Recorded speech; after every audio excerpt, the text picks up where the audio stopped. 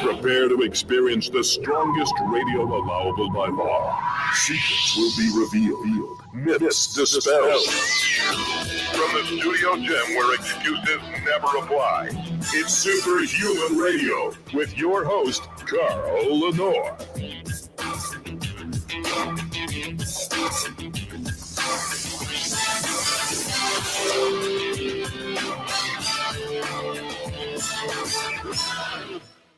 Hey, welcome back to another episode of Superhuman Radio. We're going to get all philosophical on you today because it's an important subject. We're going to talk about embracing, not coping with, but embracing discomfort as a symptom and a sign of progress and success. And this, we're going to focus on health and fitness today, but this discussion can be applied to any area of your life. I don't care what it is. Discomfort should be a trigger that you're reaching your goals. And when you learn to do this, you will achieve everything that you want to achieve in your life magically. And we're going to be joined shortly by Scott Mendelson from Infinity Fitness, and he and I will have some fun with this topic and hope that you feel free enough to post your questions and comments. You know that. Before we get started, we have to thank our title sponsor for making this show possible, and that's Legendary Foods. They reimagined the Pop-Tart. So now it has less than 1 gram of sugar, 20 grams of high-quality, high-leucine protein, and 4 to 5 net carbs for those of us who are low-carb people. I am. And you won't eat these because of their macros. You'll eat these because they are so good. And the test that they are so good is that your children will eat them willingly. I know I say this at the beginning of the show, but you can give your child a Metrex bar. Not picking on Metrex, but just their popular bar. They won't eat it. They'll take one bite out of it, put it back in their lunchbox, and it'll come home. But if you give them a tasty pastry, after they eat the one at school, they'll want to eat more when they get home. And that's because tasty pastry tastes like you're really eating cake. If you have not tried the tasty pastry yet, you really are missing out. I love a snack after a meal. I feel like it punctuates the meal. And now I can snack again because of legendary tasty pastries. Check them out. Again, shrnetwork.biz/legendary. Use the code SHR10 to save 10% off. And now my guest will join me. Scott is in a hotel room. He's traveling. He's very busy. How you doing, Scott? Nice to see you. I'm great. Great to be with you. So when did it become evident to you that embracing discomfort would propel you to success? About 20 years ago, I think as I started to observe the most successful people in gyms, the most successful business people, I saw them pushing boundaries in a lot of ways. They weren't okay with the status quo, so to speak. But I think they used strategic change, meaning there was some thought beforehand before trying certain things and measuring how effective it would be. So I'm a big believer in strategic change to bring upon some discomfort to try new things, not just doing things at random. Well, that leads to a good discussion. So why don't you expand on that? Because it's strategic change that will allow you to avoid injury in the case of gym, right? Right. Yeah. I mean, certainly there's a lot of things you could do in the gym that are pretty risky, you know. So during the pre-show, we talked about ischemic training. It's something that Dr. Serrano developed, and it's really mind-blowing for a lot of people. It involves holding a load in one arm in a stable position while you're doing reps in the other arm, traditional reps, so to speak, and then alternating those positions. And it's a really unique stimuli. It takes a lot of thought to execute it. Takes a lot of mental engagement, but it's also very good for the muscles because it creates these ischemic conditions that build up the capillaries in the muscle, provide fresh stimuli, apply a lot of tension, a lot of time under tension. And it's one of the techniques that I use with new clients to kind of break into some new barriers of discomfort, because it's very challenging. It's hard holding that load in one arm. So that's a good example, that I often use with people at the beginning stages of a program. Now I might use many other different types of exercises as well and different executions, but that one works principally very well for people. Right. Let's talk about diet for a second. One of the things that I've learned over the past 20 somewhat years is that if I'm dieting down, hunger for most people drives them to want to eat. But when I find myself hungry, I have learned to teach my brain to not think negatively of it, but instead, I want to hold on to this hunger for as long as I can. In fact, Ron Penna and I have had long discussions about this. When I would go to quests for different projects that Ron would allow me to be part of, I would always go on long fasts because I knew I was going to be surrounded by like-minded people. No one was going to be trying to force me to go to have lunch or something like that. And when I would get into that level of ketone production where I was euphoric, I wanted to stay there, and I would actually second guess eating. I would think, I don't want to eat. I'm where I want to be right now. Hunger is the same thing for me now. If I'm hungry and I'm dieting down, I want to stay hungry because I know I'm actually making progress. Talk about diet a little bit. I think one of the keys there is your confidence in the system, right? That goes a long way. People are constantly second guessing what they're doing, then it's very hard to embrace discomfort. So you've obviously accepted that fasting and even extended fasting periods are very good for fat burning and well-being. And that's a mental barrier that a lot of people have to cross. And I think it is excellent. Fasted periods anywhere from 16 to 20, even 24 hours, I find work very well for a large percentage of the population. Perhaps there's some genetic component that dictates why longer fasts are better for some people than others. But yeah, David Goggins, the guy who does the ultra marathons, the Navy SEAL, talks about embracing pain. And puts himself through tremendous physical discomfort, something that I couldn't touch. So he talks about that quite a bit, like enjoying the pain following this ultra marathon and all of his toes being broken. I mean, that's an extreme, but that's something his mindset has allowed him to accomplish some tremendous things physically, embracing, that discomfort there. So yeah, I think fasting is very effective. And I find the body acclimates to kind of shut off the hunger as well. Perhaps there's a mental component that helps the body, cope with that. But look, hunger and cravings can be stimulated for a lot of reasons, stress being one of them. So if you can shut those things off, it's a lot easier to live your life a leaner state. Yeah. When we talk about cravings, I've discovered that cravings develop from your microbiome, and your microbiome secretes chemicals that go to your brain. So when you drive past a Starbucks, like I've given up so many things this year, it's startling because I really got off track for a couple of years. Mm-hmm. I gave up coffee because it was destroying my gut. But when I would drive past a Starbucks, I would try to talk myself into going in and getting a cup of coffee. And Ron Penna and I actually had, and I'm going to be mentioning Ron's name because these are discussions that he and I have had for years now. The bugs in my gut that were thriving from whatever was in that coffee, but it was also destroying my health, were hungry. And they play a role with the brain. People like to say the gut is the second brain. I'll take that. The gut produces chemicals that tell the brain what it wants you to do. Go take your hands, walk over there, grab this and get it down here for us. And so I would have to, and prepare myself. When I knew there was a Starbucks, I would say, I'm going to have an urge and I can't give into it. And when I had that urge and I passed by, the urge went away because the little bugs in my gut went, oh man, he's not going to feed us. I know this sounds almost satirical, but it really is what happens. And actually, what you crave quite often should be what you avoid, because quite often cravings are created by bugs in your gut that are not doing you any service. Any thoughts on that? Yeah, I think the microbiome is negatively impacted by refined foods and trans fats, right? So you find this vicious cycle of cravings for many people when they're eating poorly, and it's hard to break that cycle.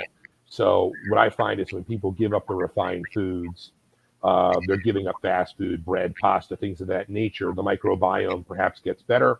They have less cravings for those things altogether. It's a lot easier to live leaner, so to speak, and make better food choices. So yeah, I think there's all kinds of subconscious triggers, for people to eat refined foods and so forth. But yeah, get those out of your diet. You're going to live your life a lot easier. Absolutely.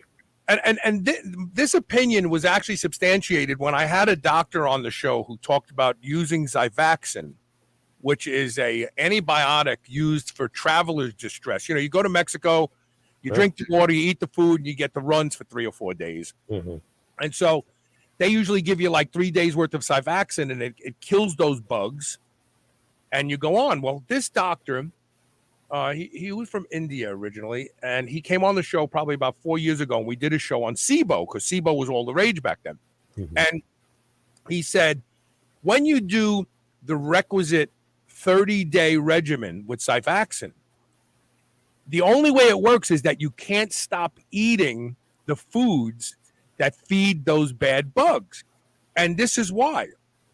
Because a lot of these bugs never die. They turn into spores. They go into suspended animation. They go to sleep. And if they're sleeping, they're not eating. And they have to eat the Xifaxan. They actually have to eat the antibiotic to die. So if you stop eating the foods that give you the runs and take the Xifaxan, it doesn't work.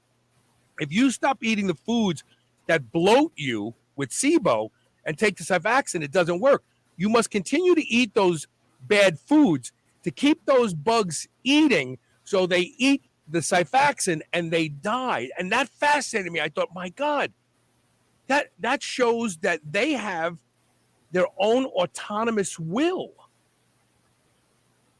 I mean, it's fascinating to me. So that's when it really became evident to me that what you eat drives those bugs. And then when you try to stop eating it because it's not treating you well, those bugs get angry and they produce urges or cravings, if you will. I suppose you got to wait them out then, right? It takes some time. This is something I tell a lot of people all the time. I get calls from people in pretty desperate measures, right? They're like, I'm 30, 40 pounds overweight. I used to be in good shape. I don't feel good. One of the first things I tell them is, you didn't get this way overnight, and you're not going to get yourself out of it overnight. And patience is something that I have to push upon a lot of people to realize, just like those underlying factors with the gut or hormones or enzymes or other things. It takes some time to get out of that hole that you dug. But the first step is taking responsibility, the uncomfortable status of taking full responsibility for your current condition. Don't blame your genetics. Don't blame your boyfriend. Don't blame all this and that. That's going to get you nowhere. It's about taking responsibility and corrective change, and it takes some time. Good news is most people start feeling a lot better when they're taking the right strategies, I would say within 2 to 3 weeks. Right. But a lot of people aren't willing to undergo the discomfort 2 to 3 weeks. We'll talk about that. Let's answer Taylor C's question, who's posted on Facebook. What about cravings for healthy foods? I crave dark chocolate and fermented foods often. But if they don't cause you any negative distress, then it's okay. Yeah, I would agree with that, unless you're in a situation where you're finding yourself eating such a large volume of food that it distracts you from achieving a certain goal. And that's a whole different conversation. Are calories really the governing factor of body composition? No, I think they're one factor of many. But ultimately, there are some people, look, if they're eating bricks and bars of, dark chocolate every day and several times, could that be problematic? Sure. Yeah, but it's a good kind of problem. Better to crave that than other things. Just has to be some moderation. Well, and and again, if you're doing something that is having a negative outcome, then that's the problem. Regardless of like as you point out, if you're overeating dark chocolate or alcohol, there are all these studies out there that try to assuage people's guilt for drinking alcohol. Hey, I'm one of them. Everybody knows I post a good Negroni on the web once in a while, and I know alcohol's no good for me. It's a neurotoxin, but there's all these studies. Well, we found that people who drink one shot of whiskey or a glass of wine a day live longer. I don't buy that. I don't buy it at all. You really, if that's the case, give it to your baby. Give it to your dog. Give it to your cat. Start them young. If it's that good for you, start them young. It's bullshit. And you have to be careful about the things that science says are good for you that are driving an industry. Again, if you know that these things are no good for you and you crave them, you must learn to fight the cravings. If you know these things are really, truly good for you, like fermented foods, not too much because you could create SIBO with lots of fermented foods, then you can go ahead and eat them as long as they're not creating a negative outcome. You laughed about the alcohol, huh?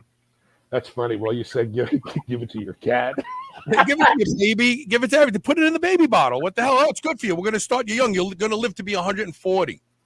Right. Exactly.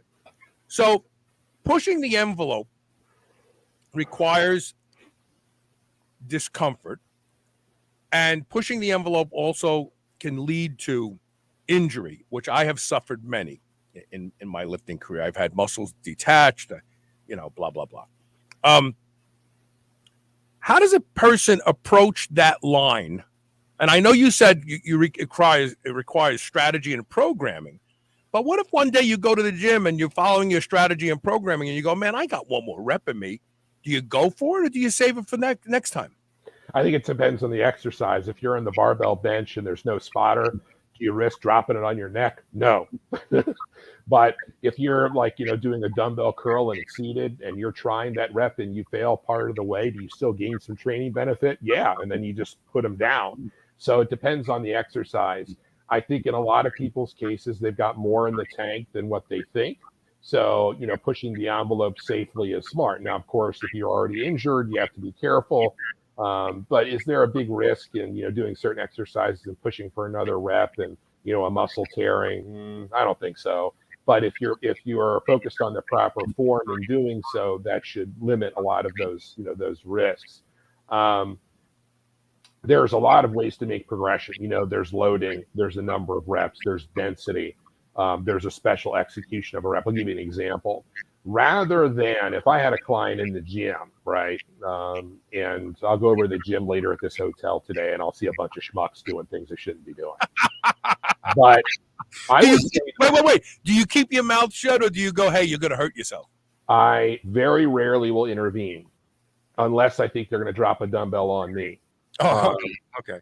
I've been in gyms where people leave their phones on the floor while they have a wireless headphone, but it's in the way of the dumbbell racks. I was in Las Vegas not long ago, and I said to this guy, I said, come on, can you move your phone? He goes, why? I said, because I'm going to step on it holding real dumbbells. You're using those 10-pounders. I'm holding 75s, and I don't want to step on the way to the rack. I mean, use some common sense. Right. So I kicked his phone across the room, and he got real pissed. And I was like, look, I asked you nicely, and you didn't want to do it. I'm not going to break my leg so your phone doesn't move. But anyway, the strategy I would use for people would, instead of, let's say, trying to get one more curl rep, at the top of the last rep, I would have them do an extended negative, but you're stronger eccentrically. Right. So maybe I would say on that last rep, to really push the envelope of this set, we're going to lower this rep over 10 to 15 seconds. Very low risk because you're moving it slow. And of course, again, if you have to, you just let it go. Yeah. But I like that, the extended eccentric at the end of a set, because your eccentric strength is going to fail after your concentric strength, right? Concentric, like lifting up, eccentric, going down. So I have some different ways that I would approach it. But to answer your question, the gym, if someone asks me a question, I'll answer it. But I'm not offering a lot of advice to people who I think are beyond hope in some situations. But a gym in public is a dangerous place because of people, things they're doing, dropping things, misloading barbells, and whatever. I mean, it's crazy. Taylor C has a good point, and I'm going to answer it too because I know the answer to this. He says a lot of blue zones consume alcohol daily, but it's close-knit social environments, and I believe that's what contributes to longevity. A lot of blue zones walk 20,000 steps a day. I remember when they talked about the Okinawans. Remember when they talked about the Okinawans, oh, they live to be 100. They even smoke cigarettes. And I even wrote an article about the French paradox years ago. People in Europe, they bike, they walk, they run. They don't jump in their car like we do. We get in our car for every friggin' thing. We have to. Nobody walks in L.A., right? Remember that was a song. Nobody walks in L.A. We overlook the value of activity for mitigating the onset of disease states from bad behaviors. The Okinawans, it's an island. Some of the 80% of the population has no electricity. They go to sleep at sundown. They wake up at sun up. That's the story behind the book Lights Out that we talked about back in 2007, 2008. You can actually cure your type 2 diabetes by turning off the electricity in your house at sundown and let the house slowly get dark and go to sleep when it's dark. And in like a week, people's diabetes with type 2 diabetes would go. But no one would do that because there's no Wi-Fi. There's no creature comforts. I can't watch Netflix. No, I'm not going to do that. but a lot of these blue zones, when you look into them, they're very primitive. They don't have all the creature comforts, and they walk 20,000 steps a day without trying. They walk to work. The French, they eat, they smoke, they drink wine, they eat fatty foods, but they walk to and from the restaurant. And we all know that study that showed that walking after a meal controls blood sugar better than metformin. So we have to look at the activity levels of these people before we say, oh, their diet is the answer. And maybe it's not. Maybe it's the fact that they actually walk everywhere. I think it always comes down to a combination of a lot of factors. But I do think walking after meals is excellent. And I ask people all the time, I mean, is that something you're willing to do, to take a 10-minute walk? If it's cold out, if it's hot out? And most people, the answer is yes. It's really a good trade-off in terms of the benefit you get for the effort. It's good bang for the buck.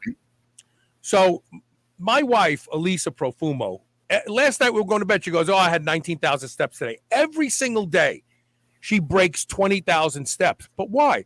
Because she doesn't sit down. When she's in the house, she's always working around the house. She goes for walks. So where do they walk daily? 20,000 steps. Marco, if you didn't own a car and you had to do all the things that you do in a day, assuming that you're not stuck in a house because of some injury or illness, if you didn't own a car, how many steps do you think you would do a day? You'd have to walk to work or walk to school. You'd have to walk home from work or walk home from school. You'd have to walk to the grocery store and carry those bags home. Farmer's walk. I mean, if you didn't have a car, what would you do? How many steps do you think you'd get a day? I mean, think about that for a second, Marco. Anyway, again, we cannot deny, and talking about embracing discomfort, people don't want to walk. They want to sit. Yeah, I tell people to get them to walk, perhaps listen to a podcast.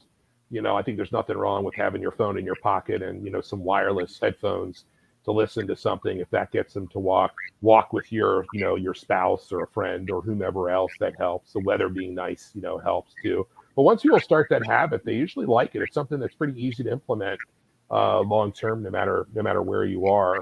I think daily activity is a good thing for quality of life and wakefulness in general. I got a lot of clients that use a standing desk is a really good tool to be more active. I think that also helps to perhaps avoid some of the stiffness people have during your lunch break. If you're in corporate America and you're at a lunch break, go outside and walk around, do something, active. Obviously the warmer climates is better for that. But there's ways to get in some more activity. It's just where there's a will, there's a way. When I drove to the office today, I was on the bike. I passed a convenience store, and I don't have any. I didn't have any. I thought, I don't have any water in the office. I pick up a gallon and I'll drink that today. And I thought I could pull in with the bike. I'm going to pass it, and instead I parked my bike down in our parking lot, and I walked a little while ago. I try to take a break at least once an hour and go for a walk. Sometimes I just go for a 10-minute walk around the block, because if I sit for hours. Yeah, I think that I often say to people, to the executive clients in particular, some of my most challenging problems get solved in the gym. What do I mean by that? The brain activity from exercise improves, right? The ability to deal with complex things. And I find with a lot of executives, when they make time to exercise, there's exercise in terms of your gym sessions or intervals or functional work, and then also just generally recreationally walking around. But the brain works better. You're able to solve problems. You're able to change things up. If you're just sitting solitary at your desk, I think it's hard to solve problems. Everything is very, status. Perhaps it's the way the brain, works. But a lot of the executives tell me too, they take a walk around the block and they figure things out. They may be facing a very difficult problem that day. So yeah, I think movement is good for so many different reasons. And it's definitely a strong correlation between movement and activity, and not only having a very good physique, but also a high quality of life. We're going to take a quick commercial break, but before we do, I'm going to put this up. If those of you listening to the show would like to reach out to Scott, his website is infinityfitness.com, and his email address is very easy. It's Scott, SCOTT, at infinityfitness.com. If you hear anything inspiring, I would imagine you do distance training too, right? You train people. Carl, I think I was one of the first people to do that. I wrote my first program for a client via the internet in 1998. Wow. I sent him a spreadsheet, and, I have a format for that. So was I the first? I don't know. Am I the last? No. But I think I'm one of the only ones that really does a personalized plan. I think most people are pretty generic in terms of what they send out. So yeah, on a daily basis, I'm interacting with people all over the globe with programs for training and nutrition. Most people have a preset program that they send out. Right. I don't. Elisa worked with a very popular female trainer when she was thinking of doing a competition. And the plan she sent out was actually the plan that Beverly International, one of the original, sent out to people. And she just basically copied it and sent it out to everybody. Yeah. To me, that's unethical. Yeah, it's plagiarism, isn't it? I thought it was. Well, yeah. It depends on how it's advertised. I put in the word personalized, which means, I'm actually building a program for you. Right. And I'm not reinventing the world, with every single person. But, I think you're right. If I had to guess, a majority of the, let's call them iconic trainers right now have so many clients they're dealing with, it'd be virtually impossible for them to build anything personalized. So they just send them out generically. Maybe they have a few different ones they rotate with. And, I think it can help some people depending on how bad their training was before. But for the best results, I think you need a lot of areas of customization and support. We're going to take a quick commercial break. When we come back, I'm going to tell you about a little book I read 10 years ago that changed the way. Well, it taught me how to flinch forward. And I'll explain that concept when we come back. So stay tuned. You're watching and listening to Superhuman Radio. We have Scott Mendelson on. We will be right back. Please post your questions. Stay with us.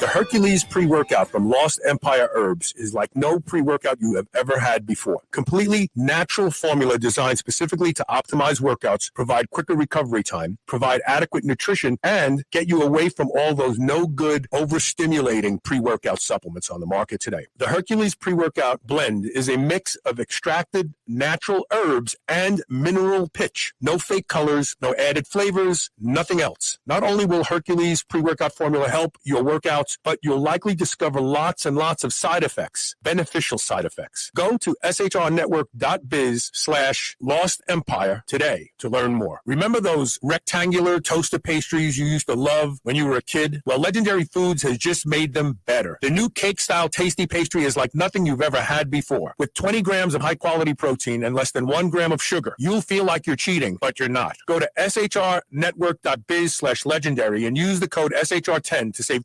10% off your purchase of tasty pastries. Now available in cookies and cream, red velvet cake, birthday cake, blueberry, strawberry, brown sugar cinnamon, and hot fudge sundae. Go to shrnetwork.biz/legendary and use code SHR10 today. There have been no new innovations in men's underwear for hundreds of years. That's all about to change with Sheath. Sheath creates 2 separate compartments for your man stuff so it doesn't get smashed into a mound and sweaty and stinky. I won't wear any other underwear now that I've learned about Sheath, and you won't either. Go to shrnetwork.biz/Sheath underwear. That's SHEATHUNDERWEAR. Use code SUPERHUMAN to save 20% off. I promise you, once you try a pair of Sheath underwear, you will never wear anything else. GHKCU is one of the most effective peptides for rebuilding more youthful skin, reversing skin damage, diminishing wrinkles, and tightening loose skin. I personally use Restoracell with GHKCU every day. It's making an undeniable difference in the quality of my skin. Restoracell is fantastic for all types of skin. Now you can order Restoracell and save 25% when you use the code SHR25. That's SHR25. While you may be diligent in your workouts and your diet, don't neglect what people see first and foremost, and that's your skin. Go to shrnetwork.biz/blue and use code SHR25 today. Hey, you've heard me talk about Masszymes from Bioptimizers for years now. It's a safe and natural digestive enzyme supplement that's for men or women that specifically helps you digest the protein in your diet. I never have a meal without at least 3 Masszyme capsules, and that's because I want every bit of amino acids from the protein I eat day in and day out to help this 64-year-old body continue to build new muscle and strength. Well, I can tell you how you can get a free bottle of Masszymes plus 3 free ebooks as a bonus, total gift worth over $81. You'll not only receive a free bottle of the best digestive enzyme for turning all the protein you eat into muscle-building amino acids, but you'll also receive the book From Sick to Superhuman, Plant-Based Superfood Delights, and the Ultimate Carnivore Cookbook, absolutely free with your free bottle of Masszymes. Take advantage of this opportunity fast because it won't last long. Go to shrnetwork.biz/freemassme, that's FREEMASSME, and see why I will never stop taking Masszymes. Dogs should be powered by fat and protein, not carbs.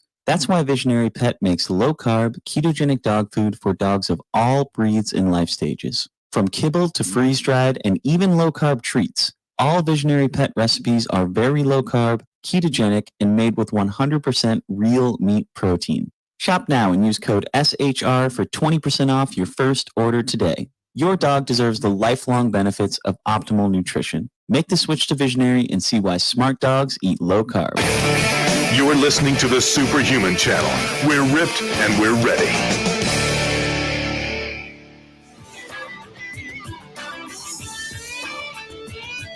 Welcome back. We're talking about embracing discomfort. This is actually contrary to the way we are programmed through evolution. Because Dr. Daniel Lieberman came on my show when we talked about his book, The Story of the Human Body. I've used this analogy over and over again. But he said that we are genetically programmed to consume energy and rest as much as possible. Because for millions of years, famine was a reality. It's not that way anymore. After 40,000 years of an agrarian population and producing food, and nowadays having food available, you know, you're watching the TV show at 11 o'clock at night, you run to the refrigerator and grab something, you eat it before bed. That is it. Now we have a disease of modernity.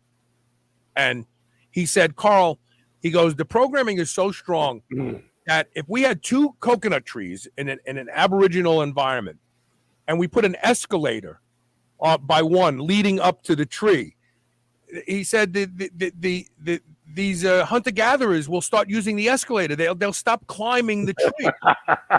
It's true. It's true. And so we are programmed to avoid discomfort as much as possible. So you have to teach yourself to embrace discomfort. So the first thing you have to learn is a technique called flinching forward. When something is uncomfortable, we flinch backwards. We move away from it. We don't want to embrace it. We want to get away from it. We want it to change. We want it to go back to feeling good. The first thing you have to do is learn that when you feel that calling to move away, to stop doing it, to sit down, you are at a crossroad of learning how to flinch forward and flinch in and move into and embrace the discomfort. And there's a small little ebook that I promoted on the show years ago that takes you step by step through exercises to learn to flinch forward, but it's easy to do. You just have to pay attention. When you, like last night, we went for a walk after, first of all, my cardio conditioning is probably as bad as it was when I turned 39 years old and I had the heart problem, because between 2 foot surgeries and then COVID, and my natural desire not to flinch forward, right? I lost it. I just stopped doing cardio. I convinced myself that lifting weights was all I needed to do. And so I walk once in the morning and once after my last meal, because I want that insulin control. But last night, Elisa said to me, "My God, you're out of breath." I said, "I know." My son called me. I couldn't even talk to him because I was going up a slight little grade. And I said, "Chase, I can't talk right now." And I'm just walking, Scott. That's all I'm doing. So that was a calling to me. I'm going to walk again tonight up that same grade after dinner, because most people would avoid that path. I'll walk a different way. That is my calling to flinch forward. That scared the crap out of me. I thought, oh my God, I'm in the worst cardio conditioning I've ever been in my life. I'm 64 friggin' years old. I should just go sit down. No, that's my brain saying. But what I'm telling my brain is, no, we're going to go revisit that. And we're going to keep on revisiting it until you get good at it. You have to learn to flinch forward. Go ahead, Scott. Take it away. Recently, I was in Phoenix in March, and I was visiting with a strength coach, good friend of mine, Chad EK, who trains a lot of UFC fighters. He's done a lot of guys in the NFL. Excellent strength coach. So he has a assault bike in there. And I'm staring at this thing, and I start to sweat. And he goes to me, he goes, "You're afraid of the bike, aren't you?" I said, "Yeah, I'm afraid." So I get on there, and he takes me through an interval workout that he would do with a fighter who's well-conditioned. And it's not just about riding it for a certain amount of time. He wants the RPMs over 800, which is booking. Right. And so I did 10 seconds at over 800 and then 20 seconds more of a jog pace and repeated that 6 times. The goal was to get to 8. I couldn't get there. And I came off that bike like I'm dizzy. I mean, my heart's really pounding out of my chest. And I said, I like this. I'm not afraid. So I bought that bike. And I've had it now for since about the middle of April. And I use it twice a week. And right now, that same workout that I did that floored me in March, right? We're talking just 6 revolutions. That's it. So it's not very long. Right. Now I can do 8 revolutions, take a break in between about 2 minutes, and then do it again. Wow. So I'm not satisfied with that. I want to be able to do 8 revolutions, right? The 10-second sprint over 800 RPM. And then 20 seconds, still on the bike, active rest, and repeat that 8 times, short break, do it again. And I know if I can get to like 4 times, I'm probably in the top 1 or 2% of the population in conditioning. Right. And Think about this. For body comp. But the problem is, when I tell people, I said, do you really want to do this? Do you really want to get lean? Because it's going to take some discomfort. And I tell them, but look, realistically, you got to be gradual. And if you fail on the bike, you stop. Right. You're not jumping off a cliff. You think over the years I've said this on the show, and last night I thought about myself as I was huffing and puffing to go up this probably at 7-degree grade. Maybe that's all it was, right? Mm-hmm. All those people who died in the Twin Towers on the stairwells because they couldn't walk down 50, 60, 70, 80 flights of stairs. Think about that. They couldn't walk. They were so winded just walking down the stairs. I would have died last night in the Twin Towers if I was up in one, because I couldn't do it. I also have problems with my legs. My leg strength has disappeared, and I got a lot of work to do. Let's just put it that way. But the reality is that made me feel like I want to do it even more, like you're talking about. Like, oh, I got to beat this now. And that's a mentality you can teach yourself by focusing on the pain that's making you feel like you don't want to do this and flinching forward. And I love that terminology, flinching forward, because it's succinct and it explains what you need to do. That moment that you really want to back away from something, you got to teach yourself to make the decision, because it's a decision to go into it. It is. And what I would attach to that is, one, don't feel fear failure. And two, when you accomplish something that's difficult, there's a sense of accomplishment that carries you forward after that, which is significant for people mentally, right? You think it's been real challenging to avoid the donuts in the office. Well, if the night before you're kicking ass on the bike and doing something that nobody else is willing to do, it makes it a lot easier to maintain your commitments with a very positive outlook, as opposed to, oh, I'm missing out on that. No, you're doing things that other people aren't willing to do to gain a certain level of success that other people aren't going to experience because they're not willing to make the sacrifices you are. Very powerful mentally. Taylor C. says, it reminds him of an old Stoic quote: "The true man is revealed, and woman, with difficulty." And that's a really good one. So Sean Wasson points something out really interesting. So, how old are you, Scott? 43. And I'm 64, and this audience tends to be a little bit more mature. But Sean is saying that he's seeing more of this in the younger generation, 25 and below. They can't tolerate any discomfort at all. Where's my safe words? Where's my safe place? And this is really a sad state, because when they grow up, they're not going to be able to embrace the discomfort at all. They're going to shy away from everything that could actually change them. It's a problem. I see this too. I'm a high school football coach. Not everybody knows that. I've been doing that now for over 20 years as well. And I see with athletics, there's a lot of teachable moments in terms of discomfort, not just physical, but mental too. But it's concerning that fewer and fewer youngsters are participating in sports where they can learn a lot of these lessons, and they're at home in a very comfortable air conditioning on the couch playing a video game where there's really no risk of failure, right? So I think if we had more participation in competitive sports, we would have a much more resilient population going into the workforce. It's very concerning to me. What's the difference between embracing change or inviting change and program hopping? I think there's a lot to say for confidence in a plan. And when you're doing so, how long are you going to give it to work? 6 weeks, 8 weeks, 12 weeks, whatever it may be. So I tell people that I converse with very often, they see these new things they want to try, put it in your memory bank or write it down on some things that you want to do in the future. But for now, let's focus on a more narrow scope and evaluating what you're currently doing to see that it works. And a lot of people like that mindset because they're not discarding, but they're just going to try that perhaps a little bit later so they can have a more narrow focus. But you're right, program hopping is a big problem. I'll give an example. If I'm building a 6-week personalized training program, within that 6 weeks, I'm going to have a lot of parameters change week to week in terms of different things. Maybe you're using the same exercise, but the rep bracket is changing. The tempo is changing, meaning the speed of the movement or some other form of execution. I need there to be a focus on that incremental improvement each week for you to get the maximum benefits from that program. So there needs to be some continuity while at the same time injecting some new stimuli every week or two as well. Does that make sense? Yeah, absolutely. Because some people, they do a certain workout routine for 2 weeks. They don't see any changes. And so they go, oh, well, now I'm going to try the 5x5. And they never even give anything a chance to work. Yeah. I mean, I feel like for me, I had to give something 3-4 months before I decide whether it's working or not. Yeah, I think it's fair depending on what you're doing. Have some goals in terms of what's measurable.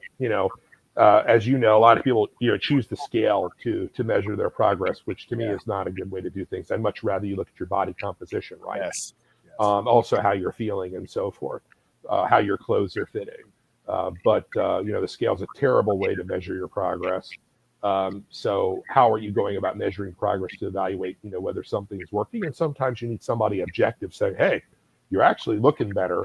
You're earning great progress. This is significant, but you're not seeing the incremental change because you're looking in the mirror every day and don't see it, So when you're starting with a program, and this goes back to needing a coach, I think to maximize benefits, you have to have somebody organize these things for you that's objective. I tell people all the time, if you had a problem with your brakes, you're probably not going to risk fixing them on your own. You're going to take them to an expert, because if they fail while you're on the road, there's some pretty significant consequences, right? Right. Same analogy, you wouldn't do surgery on yourself either just by looking at Wikipedia on how to scope your knee. I mean, there needs to be some expertise and some organization if you want to maximize the use of your time. Yeah. And I think that training should be almost prescriptive. If you're training in the gym, you should have a book that tracks your progress, that you can look at, that you could say, I'm not ready to go up, I am ready to go up. And that keeps you out of harm's way. And if you don't feel like you can do your own programming, you could always reach out to somebody like Scott, right? By going to his website, infinityfitness.com, or emailing him directly at scott@infinityfitness.com. We're going to take a really short break. And when we come back, I have been invited to speak to a group of doctors about this next topic. And it's the value of progressive resistant training on managing the allostatic load of aging. And this is something that we get from programmed, strategic resistance training, where we're starting to push ourselves into where our strength is accumulating. I mean, I'm not going to brag, but I've squatted very, very heavy. I've deadlifted very, very heavy. And you literally are managing pain. When that bar is across your back, the pain of the weight of the bar, you have to manage that. You have to push it out of your head, because most people would say, oh, I'm not going to try to sit down and get up with this. Are you crazy? Learning to manage and embrace, right? If you have a goal to squat 700 pounds, you have to get used to feeling. I mean, Wade Johnson, when he worked his way up to 1,040 pounds, he had a callus across his traps from that bar, and years of training. You have to embrace that pain in order to get to your goal. And we're going to talk about how that will serve you well as you age, because this is a fascinating, typically undiscussed topic. Stay tuned. We'll be right back with more of Scott Mendelson.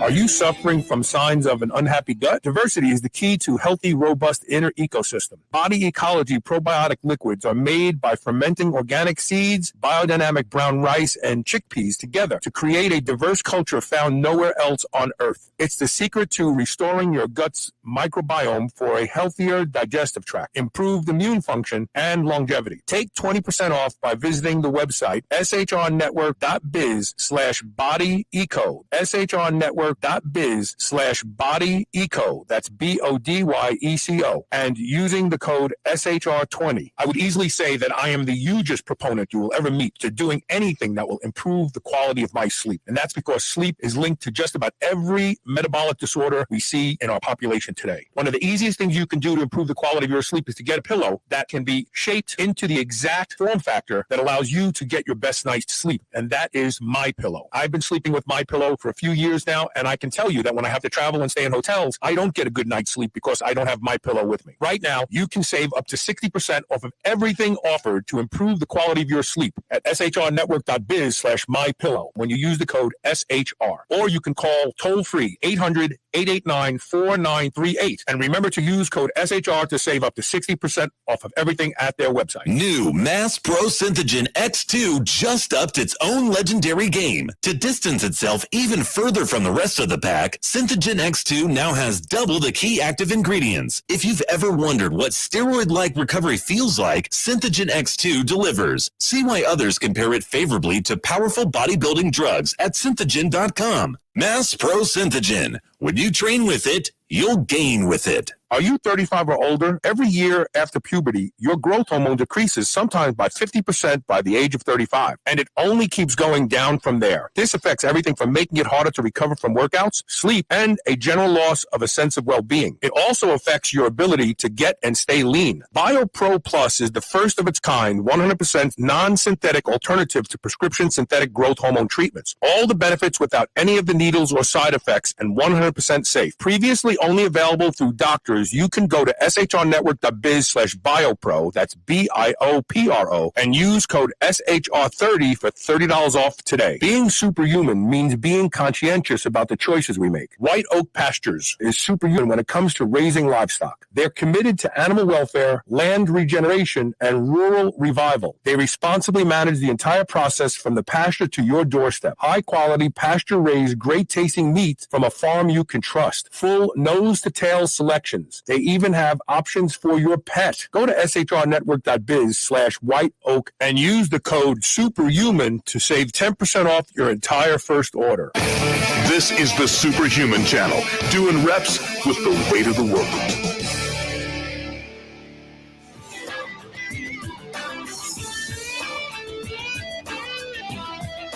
Welcome back.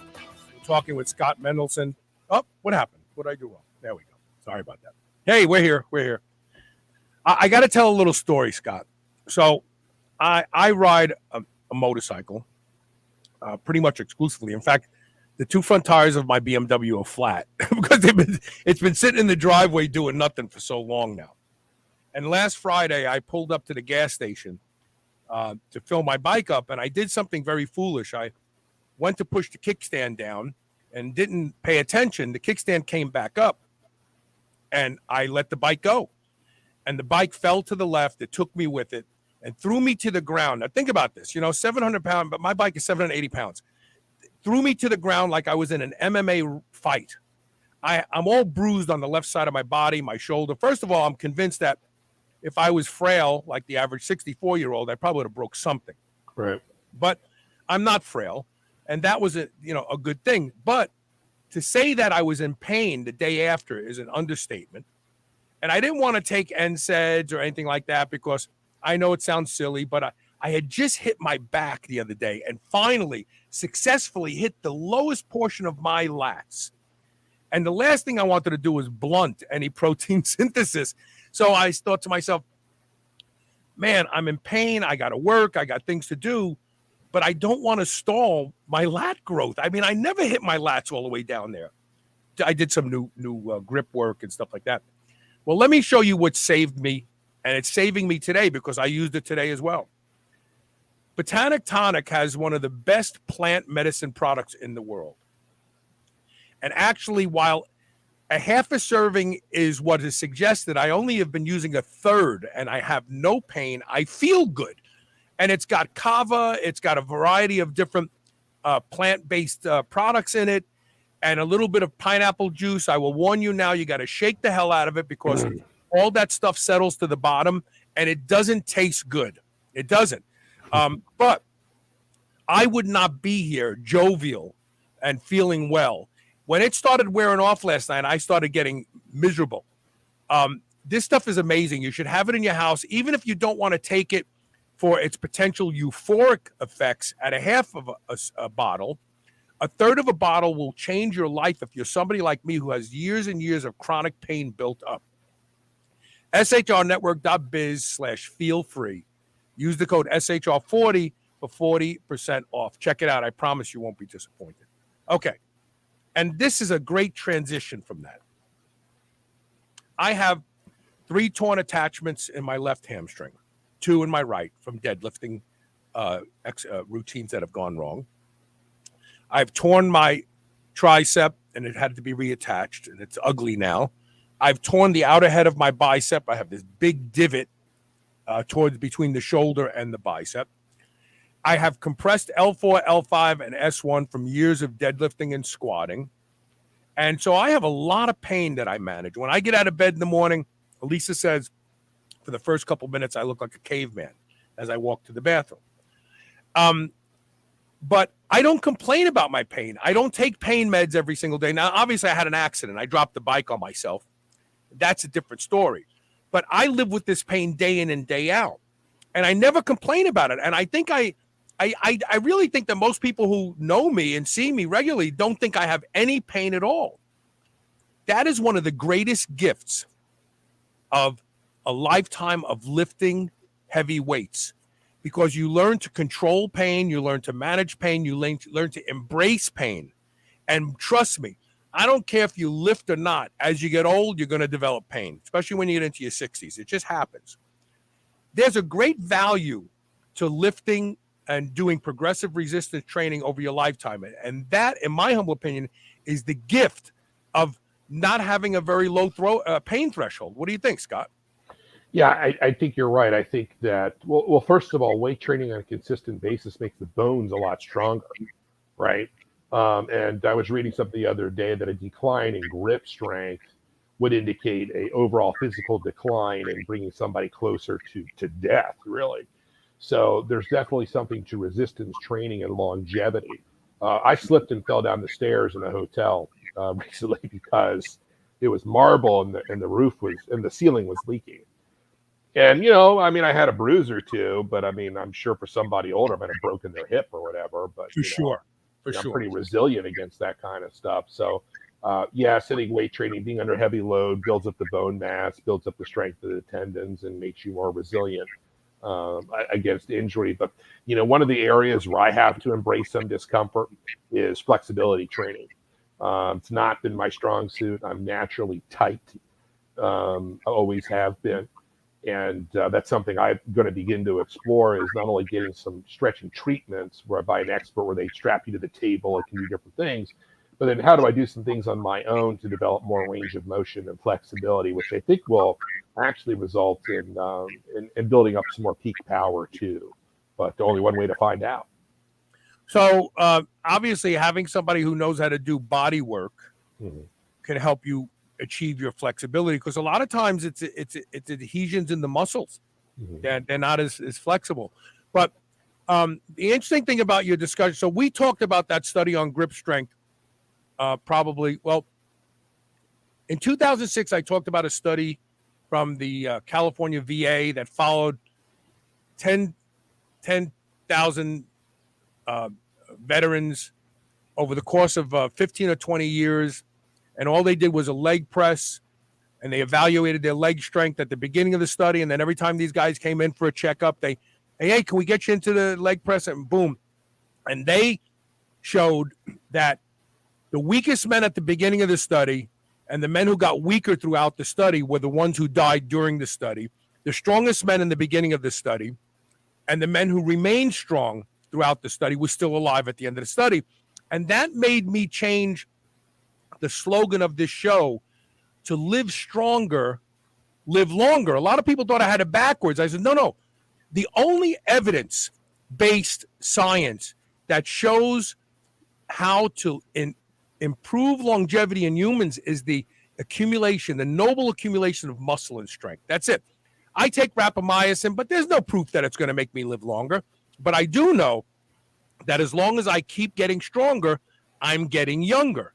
So what I don't want people to interpret, because Dr. Peter Attia did a talk on this, and a lot of people think, I just got to get the crush. I'll just make my grip strong. No, the strong grip was tangential to entire body strength. Yeah. It wasn't like you can just improve your grip strength and you're going to live longer. You have to be strong people are harder to kill, period. From everything. Really, they are. So I don't want people to misinterpret that. What have we missed? Have we missed anything when we talk about embracing discomfort, learning to love discomfort, learning to identify it as evidence of progress? Well, one of the areas in terms of nutrition people find uncomfortable is that changing up their macronutrient percentages and their food choices. I have some challenges in getting people to make change because they're like, well, I've done this for so many years. I've eaten the same thing at the same times and the same amounts, and it's worked well. Well, has it? I think that people, just like training, need to change up some of the variables to gain a better result. So there is embracing discomfort as it relates to your nutrition plan too, and that typically involves changing up the amounts of dietary fats, proteins, carbohydrate. It could also involve using some what I call flexible fasting, as you alluded to. Different fasted lengths are very good for people, not only for fat loss, but also I think there's some benefit for muscle growth by making the body more efficient. So if you're taking a look at your diet, it's been largely the same for years. It's time to make strategic change. And that's something that I help clients, with, and to do so in a way that I consider highly advanced yet simple to execute. And I'm going to put your information back up one more time for those of you who would like to reach out to Scott. You like him, his personality, you feel like you can work with him. Go to infinityfitness.com or email him at scott@infinityfitness.com. Scott, thanks for being here today, man. Yeah, this was great. No, I think this is good stuff. You're putting out a lot of great information. I liked your questions. They're allowed to go into a lot of detail. But yeah, I posted my email for a reason. I answer hundreds each day. I correspond with all kinds of people. So if somebody's looking for help, I'm the right person to talk to. I've built a lot of expertise over the years. Thomas Whittingham summed up the entire show in one sentence: embrace the suck. I like that. I may use that. Thank you, Thomas. Thank you. All right, so that's it for today. I hope you enjoyed the show. Oh, look at that. The music is trying to rush me off. Hope you enjoyed the show. Please share the show, because you never know. You could share the show and help one person. That's all you got to do is help one person in your life. That's it. So there you go. And reach out to Scott. Have a dialogue with him. Take care, Scott. Talk soon, okay? Thank you. Take care. All right, and we'll see everybody tomorrow with more Superhuman Radio. Stay strong.